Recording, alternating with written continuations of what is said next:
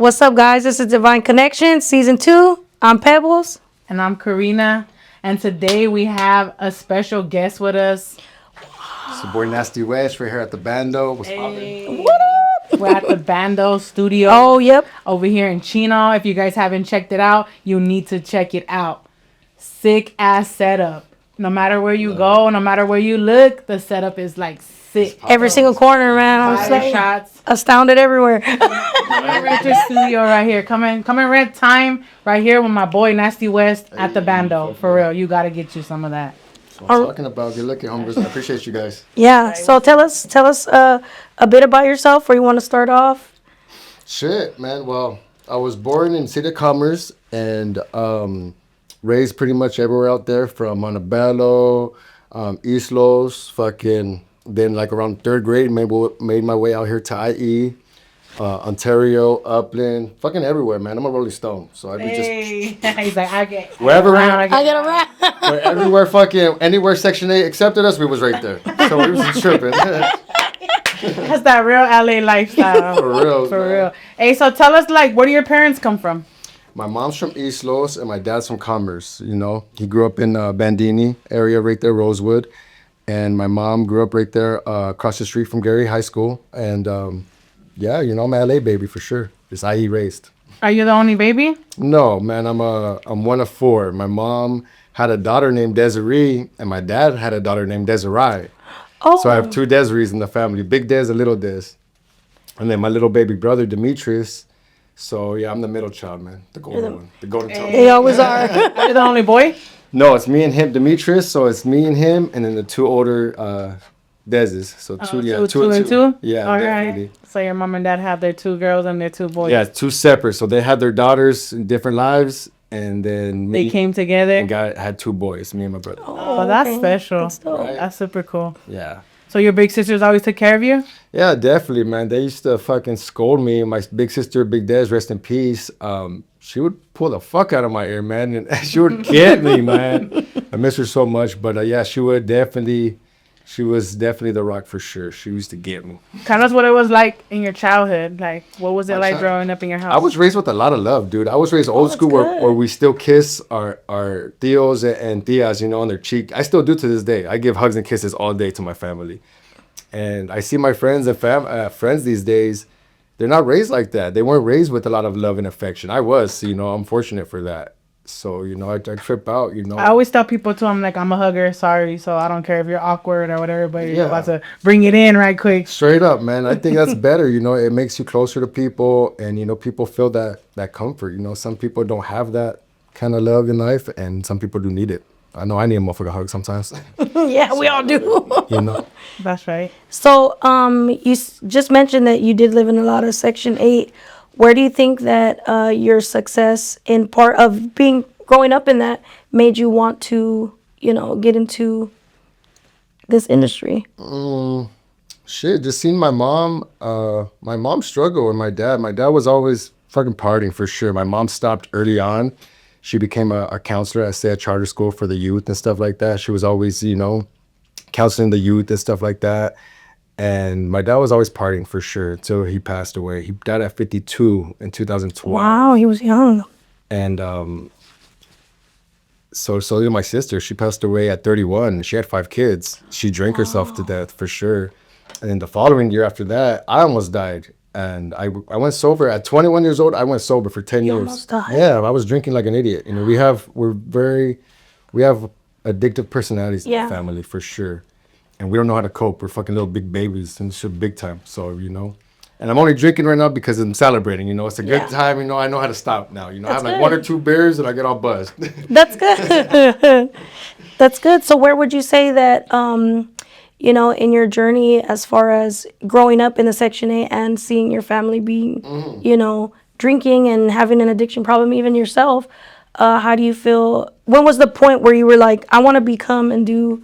Barely like a year ago, man. Really? Like I got divorced in 2019 and I started drinking again after the 10 years, you know, all my 20s not drinking. I turned like 30, 31 maybe, and I started drinking. And these past 4 years, I've just been partying. And then I just got tired of it, dude. I was running an art gallery in downtown Ontario called Untitled.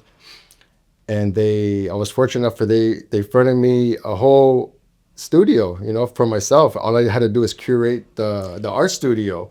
And they had a camera the whole time watching me, and I'm partying all cocky, like, man, they don't care. They need me drinking, all on camera. And sure enough, it caught up, and they're like, we're going to go in a different direction. And I was like, fuck, and I felt stupid because I had everything in my hands, and I didn't take advantage of it. So recently, the past year, I stopped drinking.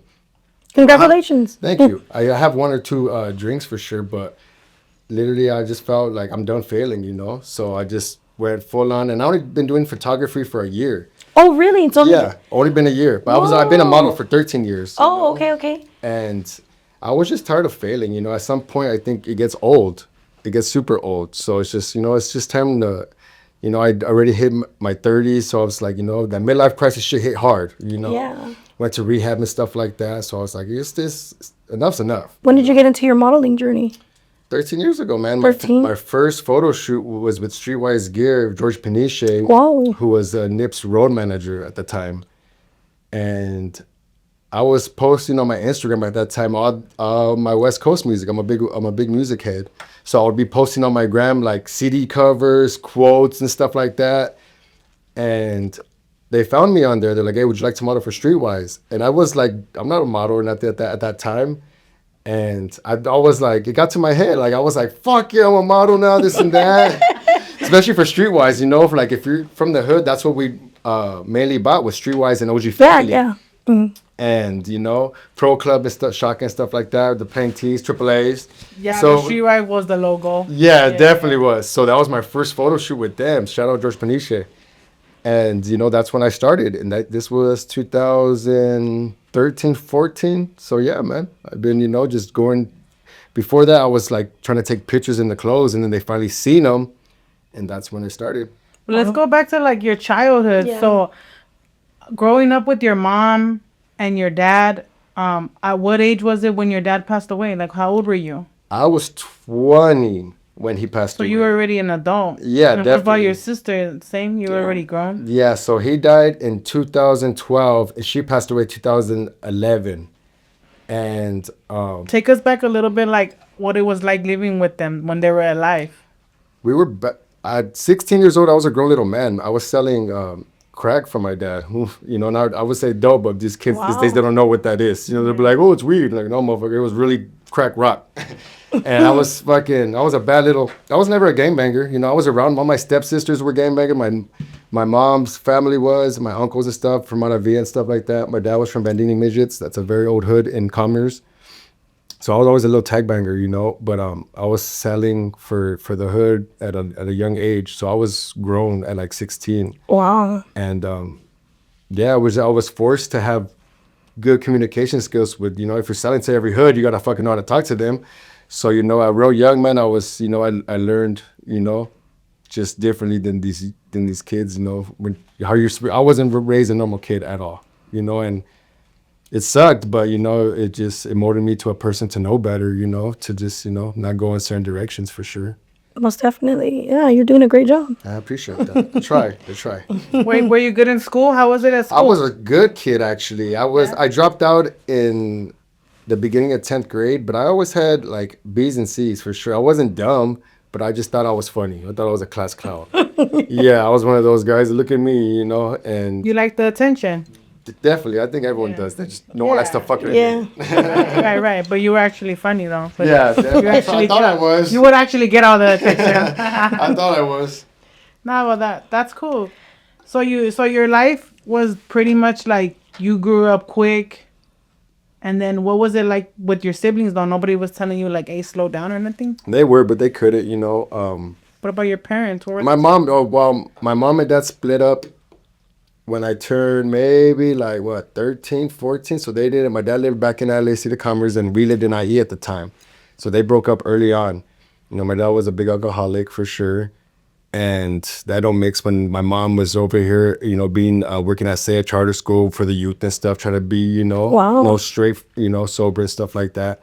So they broke up, and my mom's at work all day. So I had the house to myself. So I was right there just being bad, having our homies come over all day. How old were you then? I was like, 14, 15, you know what I'm saying? And if I would get out of school early, she's still not home. She we lived in Ontario and Upland, so she worked in East LA. So to get off of work at Oh, she would drive 3:30, late. it took 2 hours to get home to like maybe 5:36.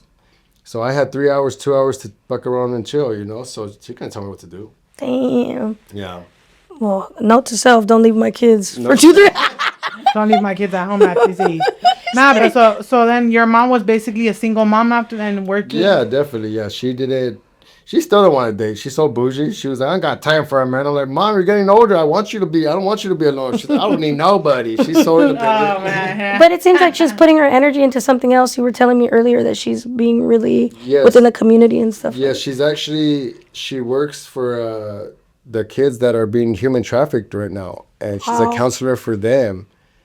And she's always stayed with the youth. You know, she owns a nonprofit program called Watch Me Rise, and now she's gonna start once a month with my models women empowerment program, taking them to the events, talking to them.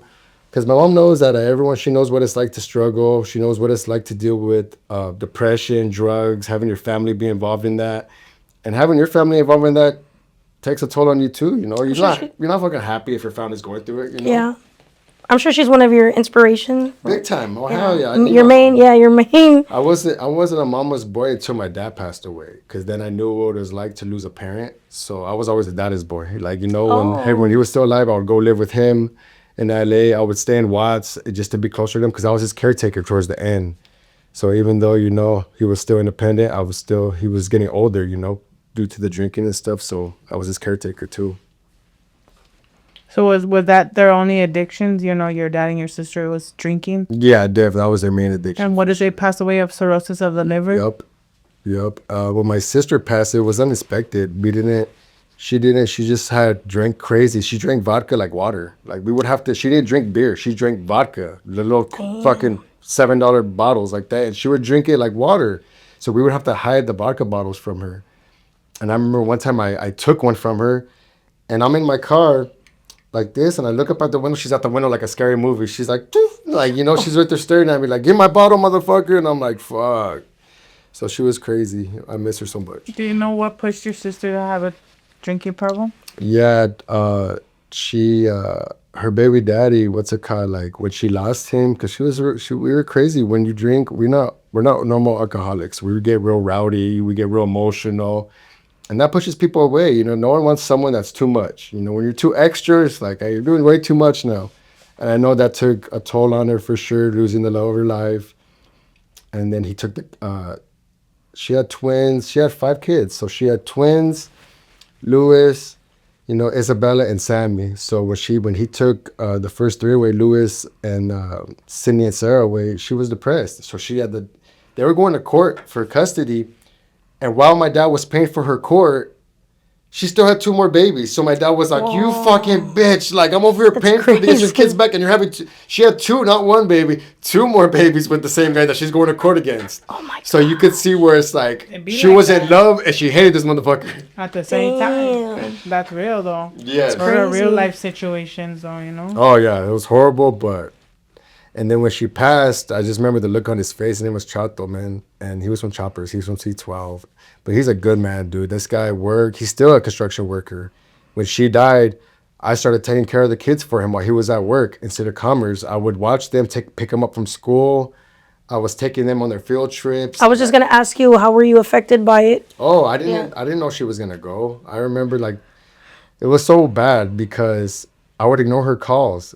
And one of the last things she said at the hospital, she told my dad, like, where's my brothers at? And she would bully me, man. She would call me talking shit. So I'd be like, oh, it's fucking Dad. I'm not answering her, you know? But when she died, she went to the hospital and she woke up just grumpy and she had all these IVs in her. And she just ripped them out and she flatlined. So it's like none of us expected that. We thought she was gonna, you know, like it was so unexpected that she passed. So it was just like, fuck. And I wasn't ready for that at all. And I was just so sad because it's like, And how was old it were you? supposed to happen? How old were you? I was 20 when my dad died because I turned 21 and I remember crying because he wasn't there. So I was 20. I was 19 when she died.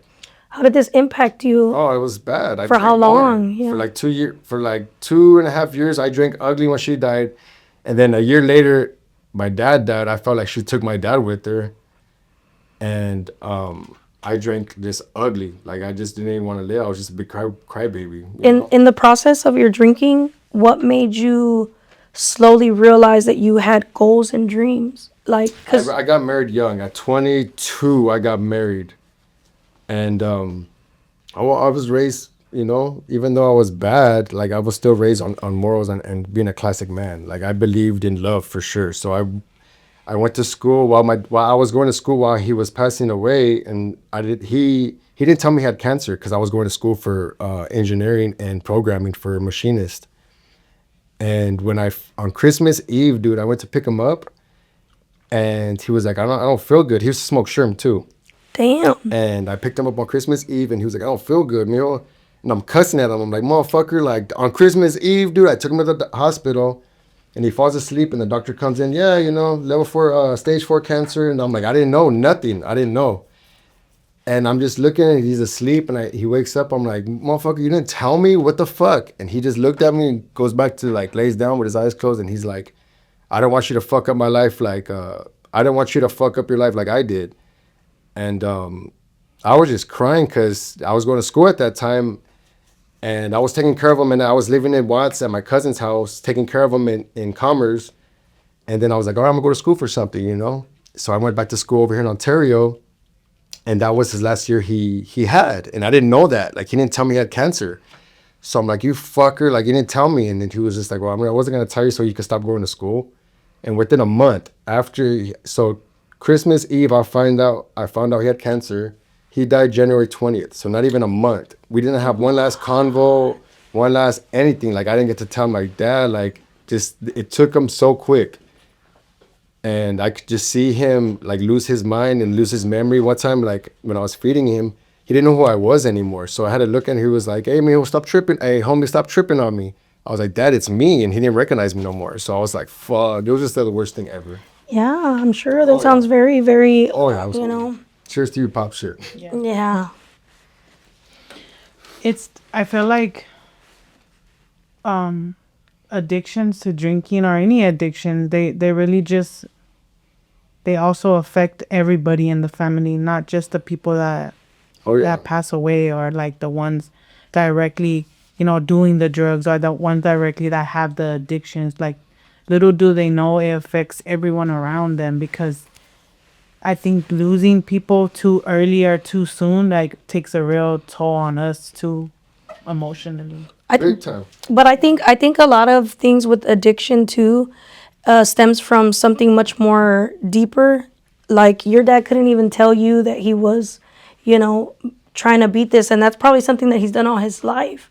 I come from I come from a family like that. We don't just rather not say nothing, and everybody would just rather, take it out their own way. Yeah, definitely. And I guess that taught me to be more affectionate, to show more love, because I just know that I have a big family. My dad had 8 brothers and sisters, so did my mom. So I'm used to death a lot. It sucks. Whether it's cousins, tios, tias, like, I deal with one death a year. And it's just so horrible. I became numb to it. And I even stopped going to funerals. When I tried to get my dad's best friend, Robert, to go to his funeral, I remember the look in his eyes. He told me, I can't see your dad like that. I just don't want to, I don't want to see him like that, mijo. And now I feel exactly what he's talking about, because certain people, you don't want to see them in a casket. It's not really them. Sometimes, the damn coroner fucks up their body, bloats them up, and it's just not them. And it's a look that you don't want to remember. And I know other friends that have passed away, and I've seen them, and I've seen their sisters or brothers cry for them. That's not them. It's just a horrible memory that you have. So it's like, I learned to just have, good memories. Yeah, funerals are very hard for me because they don't look like, it almost feels like it's not even saying goodbye. Oh. It's worse. Like, you're just because you still don't get that closure, No. That's how I feel. What life lessons do you think that you learned from your pops and your sister passing away from drinking? Shit, live it to the fullest, man, because you don't know when you're going to go, and you don't know what someone else is going through. To be compassionate with people. You don't know. You can't tell someone how to feel. Just because we could be strong for that moment, someone else can't. My little baby brother's going through addiction and depression right now. And as much as I try to help him, that was me before, When I turned 31, I put myself in rehab. I called up one of my homies, like crying, like, hey, because I was on pills bad before, you know, I was taking a lot of perks and Xannies before. Because when I couldn't drink, I went to something else, you know. I have a very addictive personality. And, you know, I just know that you have to be lenient with people. You can't tell, life is hard as fuck for everybody, you know, and just because you're strong doesn't mean someone else can be strong like you, you know? Yeah, I agree. You know, so that taught me big time goals right there. Have compassion for people and be, you know, lenient with people because not everyone's gonna be strong like you. Do you feel that this is your new addiction? Fuck yeah. No, I swear. And that's what I tell people now. This is my addiction now. Like whatever I do too much of it. And now I'm happy to do too much photography. Like I shoot every day, whether it's for free. 90% of my work is free. And it's because I know. Not anymore. I know. No more, motherfucker. Was 90% After today. was. And that's just it, man. I just, you know, this is what it is now. And I'm thankful to put this energy in because I've only been doing photography for a year. And I've gotten so much out of it because I put so much in it. I lock in every day. And I'm fortunate to have this as a career. Everyone tells me you're living the dream, this and that. And sometimes it don't feel like it because I'm the one doing this shit. It's hard work, but it's a good hard work. It's not a fucked up job at all. I used to work in the warehouses. I used to work behind the desk and all that. On my 20s, I was a quality control inspector and assurance manager. So I did all that when I was married and all that. But when the marriage failed because I thought I was someone that I wasn't. Well, tell us a little bit about that. So I know Yeah. we talked about your childhood and then you were going through the trauma of losing your father and your sister to drinking. And after that, it seems you found the love of your life, right? Yeah, definitely. She was there for me. And yeah, that was me coping. I had her.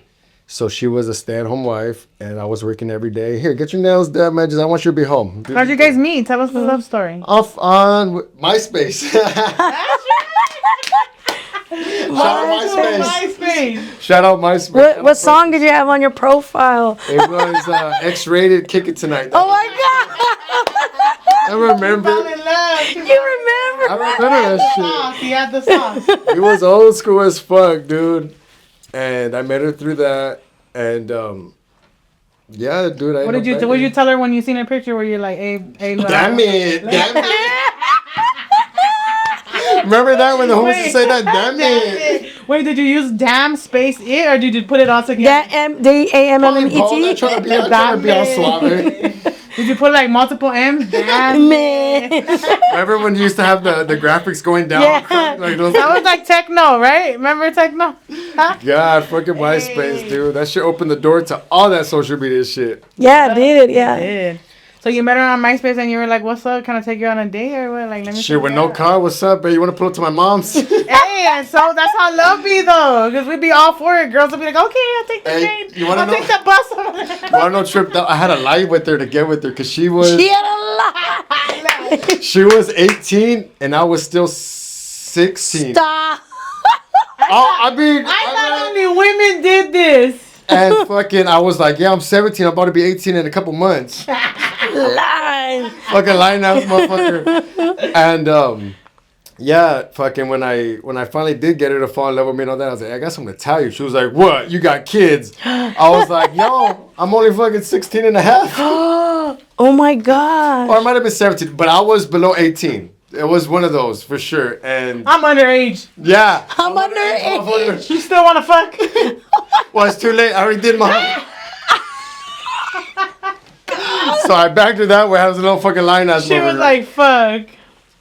So that's how I got her, and I moved in with her. Actually, her parents, you know, had a big property, and I ended up getting the house, one of the rooms right there with her, and we got the back house and stuff like that. So it was, you know, I started going to school for that NTMA training centers for machining and programming. And I did good in that school. When I went to school, I wasn't dumb. I was a smart kid. I'm still, you know, I've never been dumb. I just been retarded. Been thutterer, you know what I'm saying? I don't know how to fucking, what's it called? Take shit serious, I guess you could say, you know, with all respect. And yeah, whatever I put myself into, whatever I put my effort into, I know I do all the way in, you know. I mean, I never half-ass nothing, you know. And now that I'm doing this, you know, I do it to the fullest extent. You know, I come in every day. You know, this is my full-time job being a creative director, and it works. I wish like people with addictive problems or issues, Personalities. yeah, personalities would put effort into what they really love, and they will strive. Like this is living proof. You know what I mean? My sister is homeless and an addictive person as well, and she every time she would do good, it would be so like So good. so good, And you and see so what they're much would capable happen. of, So right? much would happen, and you're a good testimony for that. You know, to show what 1 year could do and all that, and that's great. Thank you. Yeah, I think that's a good message to tell people with addictive personalities that if they would put their energy into something positive, look what could come from Just it. for Yeah. 1 year, and it doesn't matter how many years you've been down or how many years you've been doing bad. I know a lot of people, including myself, like we tend to like tell ourselves, oh well, we've been fucking up for this long, like oh wow, you know, Yeah. like oh wow, it's been this long, like it's too late for me or something, and we convince ourselves of that, and not understanding that all we need to do is believe in ourselves for 1 year. Like give it 6 months to 1 year, and you're gonna see such a change in your life if you just go hard on something you You ain't love. lying, man. You ain't lying. And your mind is the worst place to be by yourself. If Yeah. your mind will tell you if you tell yourself something enough in your head, your body don't know if you're telling the truth or not. Exactly. My best friend Laura, shout out Laura, she told me, the way you talk about yourself, I don't like it. She was like, if you were to talk to your friends the way you talk about yourself, would anyone want to be your friend? And that fucked with me because it's like, Yeah. I beat myself up a lot. I don't give myself ever enough credit. But you know, for me to overcome my addiction a couple times, I was on the pills again recently. I just got sober off the pills, off the perks 2 months ago. And this whole time, this whole year I did all this, I was on the pills, but no one knew because I was a functional addict. Oh, okay. So I did all this shit slammed. I was loaded this whole time. Wow. And no one knew it, but I just knew how to be strong and be like, shut the fuck up. Nobody cares. They don't want to hear this shit again from you. This pity party fucking story that you got. Like, and I was just strong enough to hold it in until I lost 50 pounds recently. I was always 205, 210. I'm 150 now. And people are looking at me like, are you okay? Are you on dope? Are you on coke? And I'm like, no, motherfucker. Like, you know, and it just got embarrassing to me. So I got sober again by myself. I didn't have to go to rehab or nothing. Oh, okay. So, you know, like I just tell everyone, like, I'm not perfect. I know I gave off the ultimate persona. I have a big ass a good house, a nice studio, but I just make the struggle look so good. You know what I'm saying? I just know what it's like to have everything and not be appreciative of that. Be a fucking ungrateful little shit. You know what I'm saying? And I got tired of them doing that. Just like, hey, count your blessings. You don't know if you're going to wake up tomorrow. Like, I could go to the hospital. You know, your body talks to you. And I don't want to end up like my sister, you know, going to the hospital and one day just flatlining. You know, sure, wasn't her time to go. But you never know, you know, when your body talks to you, it talks to you. And my body was talking to me for sure again. So I was like, I got to stop, dude. So You just woke up one day and you were like, was there anything that changed you that was like, all right, I got to stop? Or was it just the growth and everything that you had been doing? Yeah, it was the growth and seeing what I could build in a year. And I was like, fuck, no. Like, I built a good community, good new friends, the bombest strangers ever that just look at me with the bombest look in their eyes like I'm somebody. And I didn't want to lose that again. Yeah. You know what I'm saying? It's like, fuck no. Like, I cherish this. I love all you guys. Like, I'm a stronger person around people. When I'm by myself, I hate it. I'm just never alone. I was all my youth. I had cousins, a lot of family members, and then I had my wife.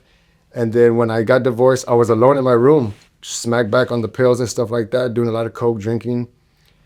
And I hated being alone. I just remembered I always would tell my friends I hate being alone, and they would be with their girlfriend or whatever. And I always had girlfriends, but it wasn't the loves of my life. So I still felt alone. And I would tell them, like, I want what you got. They're like, no, you don't. I was like, I don't care if you guys hate each other. I still want what you guys putting up with each other and still wanting to be with each other. That's what makes you guys perfect. It's still wanting to be with each other unconditionally. That's what's perfect to me. You guys can argue all fucking day, but I'd rather have my wife back than not have her. You know, now we're best friends. We're good. You know, that's ship the that's sail. great. But, you know, when you crave real love, it's a different feeling when you don't have it, you know? How many years were you with her? Fuck. Like 10, 11? Oh, wow. That's Long why time. it's a big Oh, adjustment. yeah. It's And you all guys my... had kids? No, no kids. Oh, No kids. So I just know what it was like to have everything to have nothing, you know? Like I was real rich with family, with a career. And when I became a model, I would leave her home a lot. I thought I was, getting invited with the all money team out places, VIP and stuff like that. I started thinking I was someone that I wasn't. I thought the grass was greener leaving my wife at home. And when I lost all that, I just begged so much to go to have that back. And I remember she would tell me, come back home. But the truth is that once you fuck up, once you break glass, that shit don't come back, and she didn't trust me after a lot of stuff. As much as she did take me back, we would argue the next fucking day after the dumb decisions I made. So I learned the hard way, like, hey, once you break the glass, That's it. those cracks are there forever, my boy. Yeah. Fucked up, You can try to repair it, but it's just not gonna be the same. Oh, horrible, dude. So I learned the hard way, and I have to deal with that, and it's fine. I tell my models, I had to lose the love of my life to be your guys' love of your life. Like literally, I take a lot of people out their depression because I know what depression is. It's not a good fucking feeling. It's the worst shit in the world to feel like you're alone. Mm-hmm. And I just let everyone know, you guys ain't the only one. Yes, I give off this ultimate persona, but fuck no. Did you learn to be alone, or are you still learning? I learned pretty good, barely, this past fucking year. And I haven't dated no one for like about 5 months. So barely got to be alone. Because these past 4 years, I've had girlfriend. And it's a problem when I can see now, it looks crazy. Like, motherfucker, you can't be alone. Well, you're weak as fuck. you said you have addictive personality. Yeah. So that could be a part of it, like you're just addicted to that feeling of that new love. Definitely. Who doesn't? Like, I'm a very affectionate person. That's my love language. You're trying to fill that void of losing your wife and losing that part. A lot of things, actually, if you really, probably. yeah. Oh, yeah, definitely. I admit that. Like I'm an open book. I don't like to lie to myself anymore. And I was a liar forever. It doesn't feel good when you feel just look in the mirror like, are you being faithful? But now that the ship has sailed with your wife and your career, everything's going good, and you're starting to stop yourself from, becoming overly addicted to all type of things. How do you feel about that? Do you feel proud of yourself?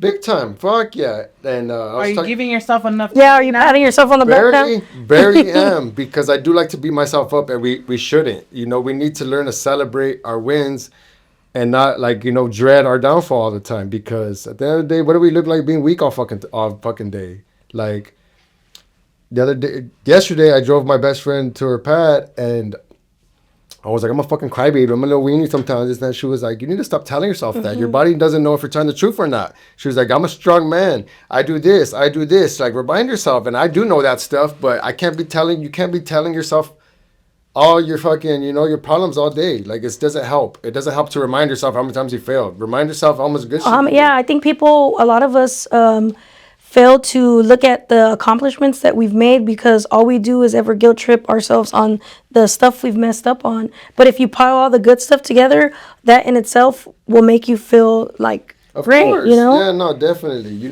need to learn to give yourself a pat on the back. I tell everyone, motherfucker, like, I need a hug too sometimes. I'm tired of giving you guys hugs. Motherfucker, tell me I want a hug. I don't give a fuck. Like, You're doing great. Yeah, right. And it's okay to admit that. It's okay to be weak sometimes. You just can't be weak all the fucking time. It's okay to be human. It's okay to not be okay. I don't think that it's weakness. No, I think that it's you need. We all want and we all need certain things. And I think humans, we all need companionship, whether it's from friendships or relationships or family members. We all need that companionship. So of course you're gonna crave hugs and affection. There are people that too, that you give it to, Definitely. That in a heartbeat, you're gonna give someone a hug. You're gonna be like, all right, well, once in a while I need that too. And I think it's good to keep around positive people that want to give you that affection and give you your flowers. Yeah, shout out to your homegirl who reminded you that too. Shout out, Laura. Hey, for real, shout out to Laura, because you need people like that in your life to snap you out of you convincing yourself that you're not good enough. No, definitely. I need them. I tell them all the time I need y'all, because, I don't do good alone. But But that's It's an affirmation necessary. too. Definitely. You're not defined by the mistakes or the things that you do wrong or the things that you've done wrong. That doesn't define who you are. And I think a lot of the times we beat ourselves up because we define who we are on the things that we've done wrong, the mistakes that we've made in life. We think that that defines who we are as a person when it doesn't. That's a testimony of we're human and everything's not perfect. You know what I mean? That part, man. Just fucking try, man. And all I do every day is fucking try. Still have the worst panic attacks, anxiety attacks, and I'm just like, am I just gonna drop like a? How do you deal with it though? Like, Just what do by you do? staying busy, because your mind is the worst prison to be in if if you're alone. And certain people like me, I'm man enough to admit, like, I have a weak mind sometimes, but I also have the strongest mind ever. And if I'm alone for too long, my mind will start telling me shit. Nothing around me is happening, but in my mind, everything's happening. Everything. I'm like, oh, am I going to drop? My heart's beating too quick. And it's just your thoughts making your heart fucking beat. It's making it race, whatever the fuck. And now that I'm not on fucking painkillers and shit, I feel everything. I was used to being numb for so long, whether it was drinking, the coke, the pills, The women. that's a definitely, and everything is I'm addictive as fuck, and I don't like that. And now I'm addicted to working every day, to shooting every day, creating something every day, making a new backdrop. I like to paint. It's like I'm staying busy. That's my addiction now. But when I'm not busy, I'm thinking. As a creative, as an artist, you're thinking all day of what to do next. So if I'm not doing something to create something, I'm thinking of, what did I do wrong? What did I do to my body? What did you're fucking with your head all day. And that's mental illness at its finest. And I thought it was just being creative, too creative. You sound like me. I was saying, You explained me in my head. I was like, who's he talking about? I literally think there's a creative damn disorder that I thought of, that I made out there now. Like you're just creating so much. It's like, fool, you're chill now. Like, I haven't had a break. Then you feel guilty about being on break? Yes, and I still can't. One of my mentors, Avira from Chicano Elegance, she's helped managing me right now. She told me, like, Mijo, you need to stop. Like, she was like, you're gonna crash in your mind. And I was like, I already did. I was like, I can't. He's like, this is the after crash. After the crash, this is me. Motherfucker, don't you see the Band-Aids? Gosh. And I just can't no more. Like, I don't care. Like, this is already what I signed up for, and I'm happy. It's not a good thing to be over creative, but it does get stressful, but it's the best type of stress. Like, who can complain about being around the bombest photographers, the bombest Latinas all damn day? Now you're thinking of something to bitch about. Like, you don't have a bad night. Yeah. But see, you've mastered being aware of both things. And being aware of your negative thoughts and turning them positive, turning them to something that's feeding you positivity instead of feeding your mind negative thoughts. Definitely. And people such as yourselves snap me out of that all day. So that's when I say I need you guys. You guys make a motherfucker feel normal. Like, hey, you're doing all right, motherfucker. It's just your mind. But when I don't hear that, my dumb ass forgets. I'm human too. Like, I'll be by myself. Like, You know what I forget helps? shit. I listen to a lot of audio. Have you ever tried Yes, audio? I got Audible. Oh, okay. Because I feel like people fail to realize that, you know how they say listen to affirmations? Yeah. Well, affirmations are also the bad stuff you tell about yourself. I love the So- book, the subtle art of not giving a fuck by Mark Mason, I think. But I heard that book like twice, and it just tells you, like, your mind, stop fucking overthinking. The art of not caring too damn much, and it's your mind. You're hearing all this stuff in your head, and you're caring too much about it. Learn to fucking, ignore a couple of the bad shits in your head. You know what I'm saying? Yeah, I think, I listen to like a lot of YouTube, even just affirmations, like I'm doing great. I think exactly just like you, like my brain's always like the next idea, the next, the next creative thing I got to do. How can I make the next Yeah. dollar So then next? what makes me calm down is, like to kill the noise. One is meditation. That's what I do. I can't meditate. I fall asleep. I meditate. But that's good. That means that's probably your body. it right. Yeah, that means that's probably your body Not telling you when to. I'm okay, so I have a funny story. Shout out Nora. So we were right there in Marilyn Monroe's mansion a couple years ago, and I was on pills at the time. And I'm right there with the baddest females ever. And they're like, all right, let's meditate. And I'm like, I don't want to do this shit. She was like, Ricky, can you do it for me, please? I'm like, all right. I fucking meditate with her twice, 2 different times. I meditate, and I fall asleep. just snoring crazy in front of all other girls. Which means your body needs it rest. Yeah. Oh, tell me about it.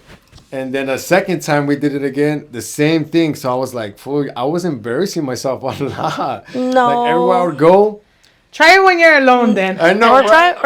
Put an alarm on your phone just in case you fall asleep. So instead of being one with yourself, I'm fucking getting it. Man, I close my eyes and I just. He just needs rest. I'm one with sleep. I'm one with sleep.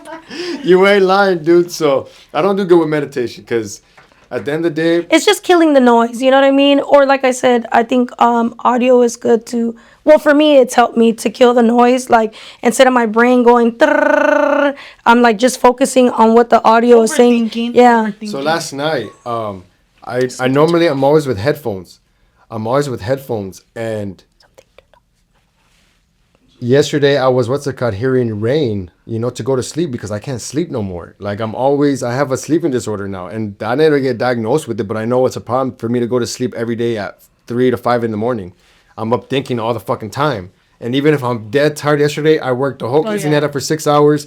I came back here for a poetry event, set up everything, and went home. I was tired, my legs hurt, and I was so tired, but I couldn't fucking sleep. And now I can't take anything.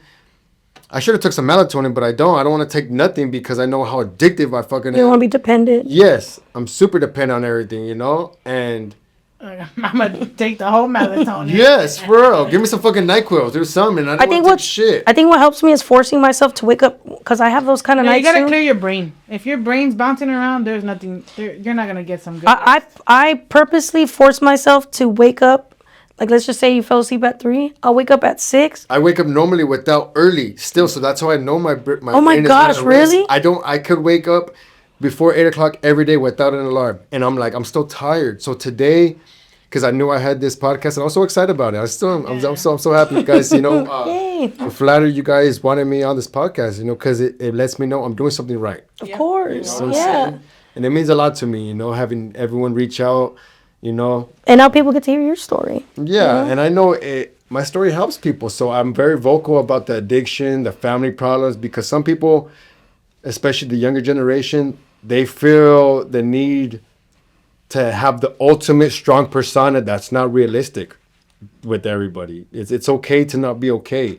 It's okay to be weak. I know we live in a social media era. We were raised in the old school days with fucking Nokias and damn near the Razor, the Motorola Everybody's Razors. comparing themselves now. Super comparing, and I don't like that shit. I tell people like, It's not even real what they see. stop doing this to yourself. And I'm even a victim of it too. Always look on YouTube all fucking day. Like I go to sleep all the time hearing drama, no jumper, looking at fucking Bosco talk shit all day. Like, By the way, you can't go to sleep, man. I like the drama. Like, I'm not gonna lie, it's entertainment. And I tell people, I know what entertainment is, but for me to always be listening to it, I catch myself too, like, fool, what are you doing, fool? Like, all fucking 3 hours you did was on YouTube instead of create something, but I'm creating all fucking day. So I was like, I want some drama right now in my life. I got a little fix. Little drama. Yeah, that's my little fix, right? That drama fix.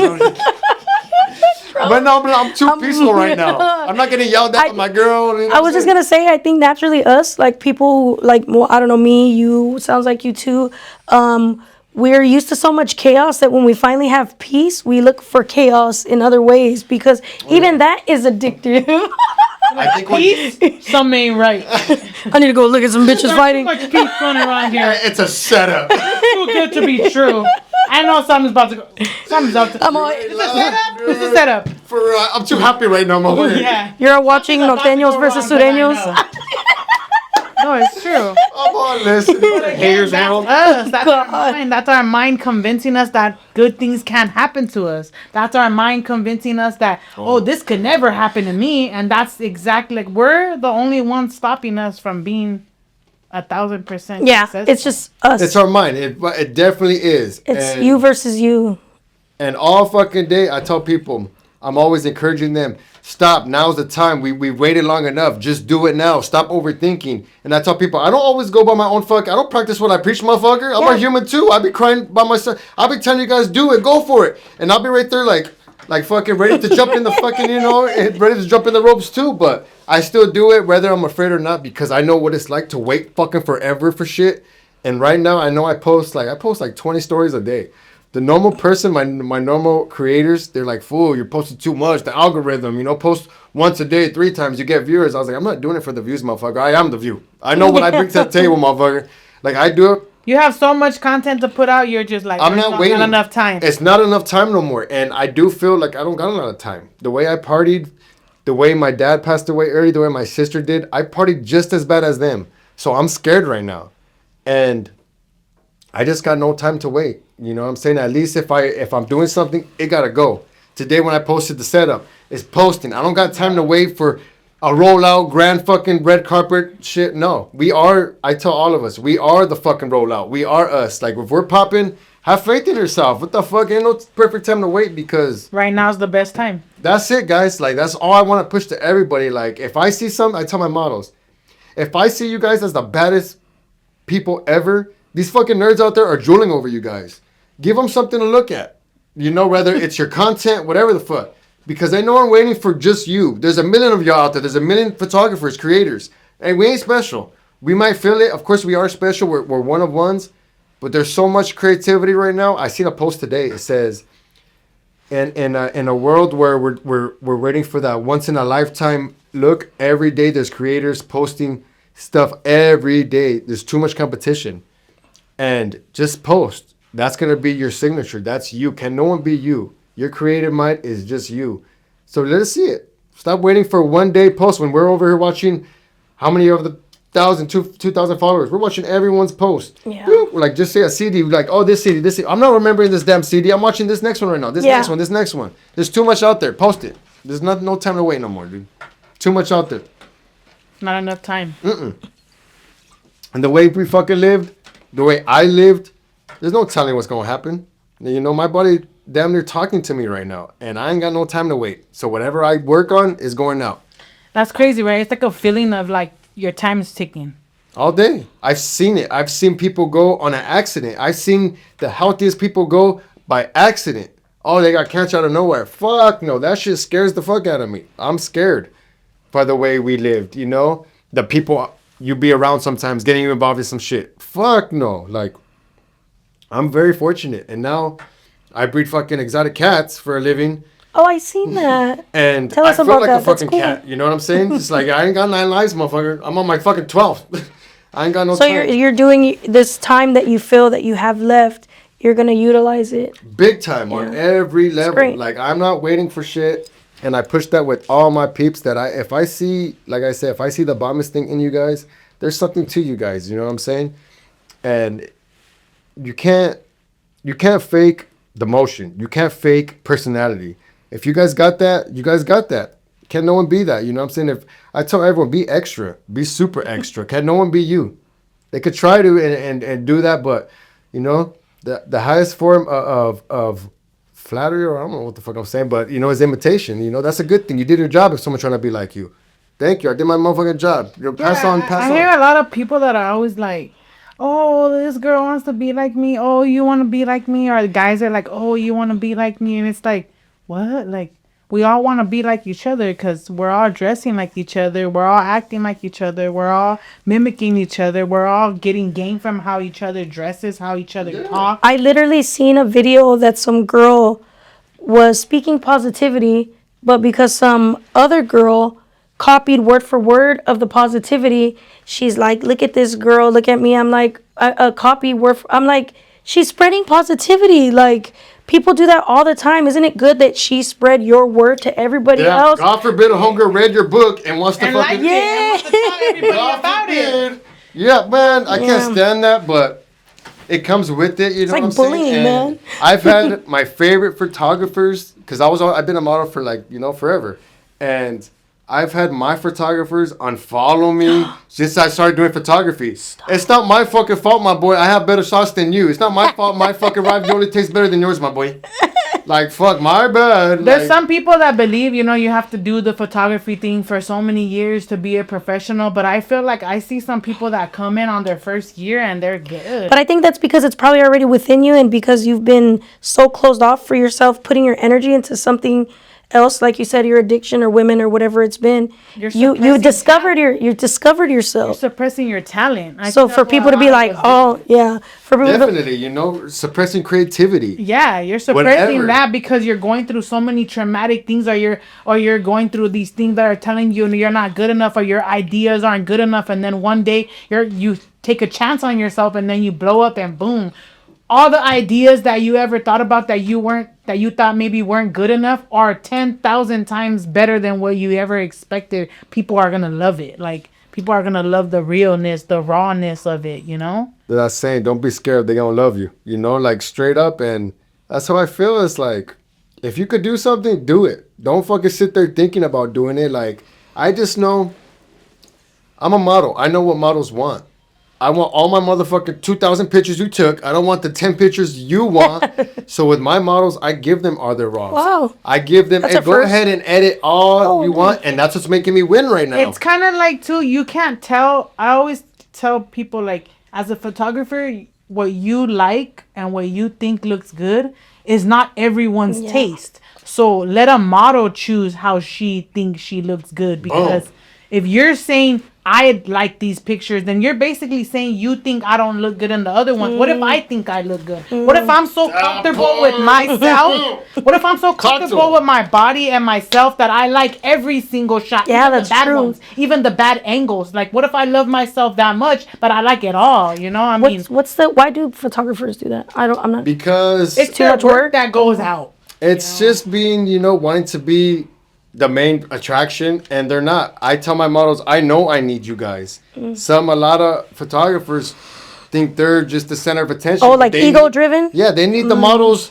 just as much, but everyone just wants to be the it factor. You know, when you get that out your mind and realize it's the teamwork. I'm big on team. Like you said, I when I say I need you guys, I want a fucking team around me. I don't want to be the only one alone. Who the fuck wants to be at a full table by themselves? Eating steak and lobster alone. Oh, hell no. I like to share my, like, if I got my last 20, my models know they get the fucking best Little Caesars ever. The breadsticks, they get that. And the sauce. Yeah, you know what I'm Hey, saying? the breadsticks with the sauce. It's $2, Mom. You got that? And I'm big on that. Like, I'll be the last one to eat just to make sure they're right here with me, because I know what it's like to not have to have people around you and not want to be a team. So now I make sure whoever's around me, they're happily want to be around. They want to be a part of this team. I'm sure there's a lot of people just like you though too that look up to you because of their experiences. It sounds like Definitely. you are probably giving them what you want, but you're giving it to them and they're giving it back to you, and that's awesome. Oh yes, and it's rare, man, to have people to want to give you love without fucking needing something back. It's like, hey, I'm here because the way you make me feel, because you don't ask for nothing in return. It's just an energy exchange. Fucking weirdo, Yeah. you know what I'm saying? Like, just before we were taught before the setup, I got a call. They're like, hey, these girls are saying this and that. And I was like, you're gonna have to put up with the bad to have the good all fucking day. You ain't popping unless you got haters. If you got 1 million people talking good about you, there's gonna be another 1 million talking bad. There's that rule. I forgot what the rule of 3. There's gonna be 40% gonna love you, 40% gonna hate you, the other 20% not gonna give a fuck. Mm-hmm. Don't be focusing on the other fucking 20%. You know what I'm saying? Straight up. In my head, I was doing the 60. math. I was like, Yeah. There's what? There's 40, 40, Yeah. and then 20. So yeah. So it's like, focus on that 140%. There's gonna be 60% that, you know, it's irrelevant, you know, and it could be relevant if you let it in your head. And my mind would let it sometimes, but it takes people, my homies, my homegirls, to remind me, cut that crybaby shit out, fool. Leave it alone and stop thinking about it, because the more you think about shit, you're giving it energy, you know, and it's easy to fucking lose sight of what's important, you know, and not counting your blessings, counting your fucking flaws, you know, fuck it. What would you say to people that are fighting their addictions right now? That we all going through, my boy, my guy, my girl, like, we all going through the same shit, and it's not pretty at all, but it's necessary, you know what I'm saying? And just get through it, and what makes you is getting through it, you know. That's it, you know. It's not gonna be easy at all. That's just the worst feeling in the world, going through that shit. And I don't wish that shit on no one, because I'm a big ass crybaby. I'll cry in front of anybody now. I don't care. And I had to lose after my dad died, I became a big ass baby. I don't know how. I'll cry. I'll be at the movies with a girl, and a sad part will come, and I'll fucking start crying. I hate it. I fucking hate it. Like, it won't even be. What did I cry? It was a funny. Oh, I cried at Coco. when he couldn't when the old veterano passed away because no one remembered him. Oh, and then they let him use he's like, oh, let me use your guitar. Yes, and one last time. All right, sing me that song one last time. Oh, I started crying because it's like away. I told myself like, Dad, I'm thinking about you still, motherfucker. Don't disappear on me, you know. And that shit is like, fuck. Maybe that you're crying now has helped, you maybe that's a form of release too. I haven't been crying tears of sadness at all. I've been crying tears of joy. Yeah, that's awesome. For the past 2 months since I got sober, I've been telling my mom, don't trip on me, Mom. I'm happy now, motherfucker. Like, it took so long to get happy. And I'm always with a smile. If you see my pictures, I'm always with the biggest smile, but it's the truth. Like, be careful with the ones that are always smiling. Look at Robin Williams. That motherfucker, the happiest man of all time. And if you see his story, he was sad. If he wasn't making someone happy, he was miserable. Yeah. And that's just me all day. I'm always smiling and stuff, like, but, it's the tears of a clown type shit, What would you say to somebody, you said you feel like this is your last moment, you're it. What would you say to others that they don't feel that yet, like an inspiration for them? Where they still have time. That nobody really cares, my boy. Just keep going. But there's going to be certain friends out there that are rooting for you. They might not say it because they're battling their own pride, family trauma, whatever. And not everyone knows how to give affection and love the way we want. But don't put that on them. Don't be mad at them, because I was very mad at friends for a long time. Real bitter towards them. But they were there for me in other ways. Hey, I got you. You don't got rent this month? I got you still. Giving me love in different ways besides the fucking, come here, my boy, I got you. They're showing me love in 10 other million ways. And I shouldn't be focusing on, no, you ain't giving me love the way I want it. You know what I'm saying? That's it. Just nobody really cares the way we want to be loved. Just thug it out. Be strong for yourself. Not no one else, for yourself. And you'll be all right.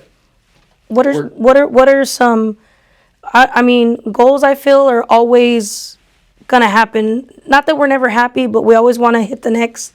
What is your next, goal that you want to hit, or where do you want to end up? What would you say is success for you? I want to be able to hit 40.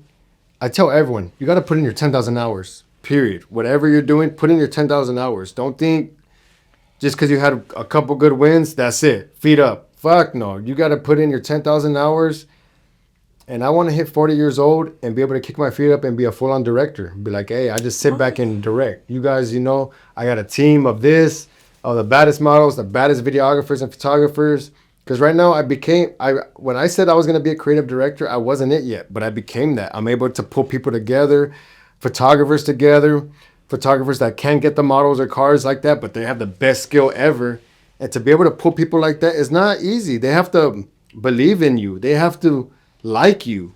Not everyone likes to be underneath no one. And I tell everyone, you guys are not underneath me. You guys are better than me in every way. That's why I want you guys right here, because I see you guys as the baddest guys ever. Whether you're the baddest model to me or you're the baddest photographer, this is why I reached out to you guys, because I feel you guys are 10 times better than me.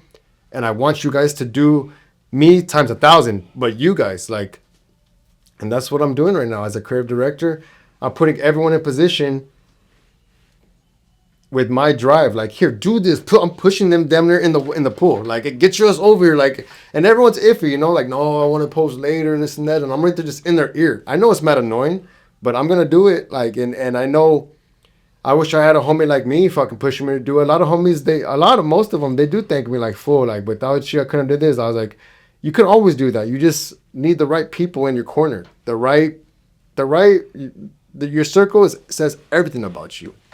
And I'm involved in a lot of circles, from having homies from the hood, having family members, being addicts, etc., etc. I have a lot of family, a lot of friends, a lot of acquaintances.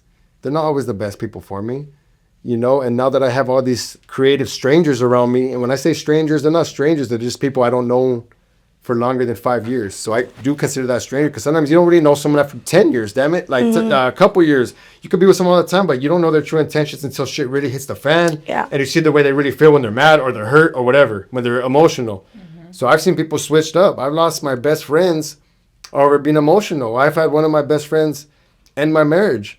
I told him, hey, bro, you're saying too much. I'm going to stay away. I gave him a kiss on his head. So, all right, brother. I went home that night, and he ended up telling his wife everything he knew about me. And his wife told my wife that night, and only he knew this. So I had my own best friend, damn near gangsters fool of all time, fold on me. And I'm like, damn, bro, I did not see that coming. So, you know, I've seen the baddest fools fold, and I'm just like, damn, like I didn't expect that, but I learned to expect the unexpected. Wow, Sure. even with betrayal, you still Oh, have a yeah. big heart. That's good. And I learned just because someone fucked it up, doesn't mean everyone else gonna do that. You know, I still get betrayed to this day, but I'm like, all right, next, fuck it. Well, before we end our podcast for today, I just want you to say something to the audience, a message. Maybe it doesn't have to be about any specific subject, maybe just something that is going to inspire the next person to, you know, pick themselves up maybe from a dark place and get on their feet, no matter how old they are, no matter what they've been through, no matter what they continue to still struggle with. Like, you know, like you said, you barely stopped doing the pills 2 months ago. You barely stopped drinking, you know, addictively a year ago. Like, this is all still new for you. Yet in the past year, you've got so much attention with the photography that you've been doing that it's insane, right? Like, Super. it's so much to take in. So, like, what would you say to the person that maybe was in a dark place that you used to be in? That it's okay to not be okay, and just have the right people around you. You know, it makes the biggest difference ever. And if something's not working, don't be a hamster going in a circle. It's not good for you. You know, I know when we love hard, whether it's friends, a job, whatever situationship we're in. It's not good to stay stuck right there and make yourself hurt all day over and over going in a circle. Because when you're in a circle, you're going in circles and you're going nowhere else. So I know that out of everyone, to keep doing the same shit with no prosperity whatsoever. And I don't wish that on anybody. So just, you know, be strong for yourself. If you got to hear some good motivation stuff, be outside your comfort zone, do that. It doesn't hurt. It does not hurt to be different. And, you know, just it gets better. It gets better with time. You know, it's a slow-ass process, but it gets so better with time. And just believe in yourself, dude. I know it sounds corny as fuck, and no one wants to hear that shit, but that corny shit works. I'm king motherfucking corny. I don't give a fuck. I'm King Corny. King corn dog.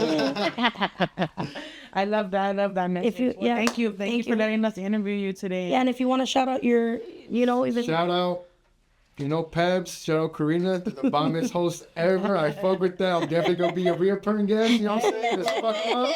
Shout out my studio, Bando. Shout out my brother, Boney. Without him, I would not have this studio. I love you, my boy. We going to get through this, and we going to thug this shit out and take over IE, my boy. Shout out Laura, Penny Lane. This has been my sister forever, you know, and we going to fuck him up. We going to fuck him up. Shout out my number one shooter, Suave. Brother, I'm so proud of you. We going to kill him. We going to take this shit over, my boy. Let's get it. IE, baby, Bando. yeah. Hey, catch us on the next episode of Divine Connections Podcast Season 2. Thank you for watching. Let's get it.